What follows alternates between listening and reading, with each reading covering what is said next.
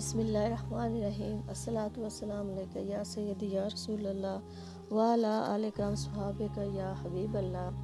گھر میں اگر کوئی فنکشن ہو یا گھر کے باہر کوئی محفل تو لوگوں کو اکٹھے کر کے منایا جاتا ہے تاکہ رونق بڑھے اور ایک دوسرے کے ساتھ مل کر خوشی منائی جائے۔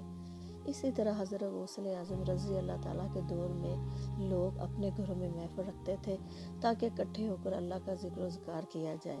اسی طرح ہر بندہ چاہتا تھا کہ اس کے گھر میں اللہ کا ذکر و اذکار ہو، محفل لگے، لیکن ایک دوسرے کے گھر آنے جانے میں کافی ٹائم لگ جاتا تھا۔ اس طرح ایک محفل میں فیصلہ ہوا کہ ایک دوسرے کے آنے جانے سے بہتر ہے کہ ہم لوگ ایک جگہ منتخب کر لیتے ہیں اور ایک تاریخ منتخب کر لیتے ہیں تاکہ سب ایک تاریخ کو فلانے مقام پر پہنچ جائیں گے۔ اس طرح چاند کی 11 تاریخ منتخب ہوئی۔ اس طرح سب مہذب لوگ سب قبیلوں سے جتنے بھی دور تھے آ جاتے اکٹھے ہو کر اور اللہ کا ذکر و اذکار کرتے اور اللہ تعالیٰ کا شکر ادا کرتے۔ یہ تھے وہ لوگ جنہوں نے چاند کی 11 تاریخ کو 11ویں شریف کا نام دیا۔ حضرت غوث اعظم رضی اللہ تعالیٰ جو پیروں کے پیر ہیں ان کے نام کے ساتھ منسوب کیا گیا، اس لیے آج بھی ان کے نام کے ساتھ ہم منسوب ہیں۔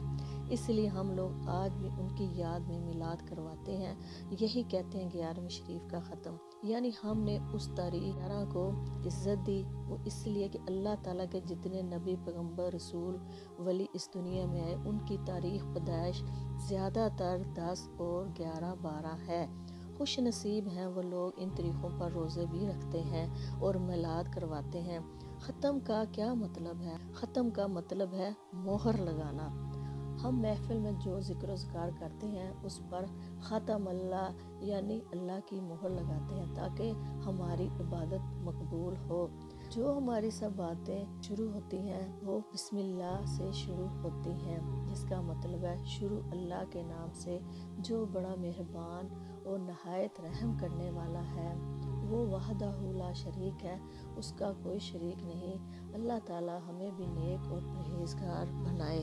وہ ذات رب پاک جس نے سب انسانوں کو پیدا کیا 70 ماہوں سے بھی زیادہ پیار کرتا ہے ہم سے، اور ہم انسانوں میں سے ہی ہم انسانوں کی بہتری اور اصلاح کے لیے نبی پیغمبر رسول ولی بھیجے تاکہ ہم لوگ سیدھی راہ پر چل سکیں۔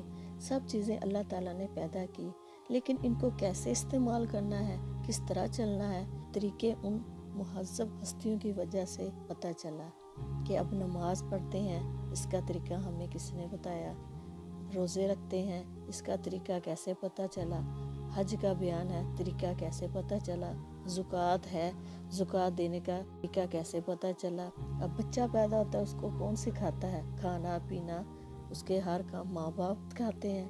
دین اسلام کے بہت زیادہ پہلو جن کا ہمیں پتہ ہی نہیں کہ ہم نے کیسے چلنا ہے اور کیسے عمل کرنا ہے، یہ سب کچھ آسانیاں پیدا کی تاکہ ہم ان پاک ہستیوں سے سیکھیں اور آگے سکھائیں۔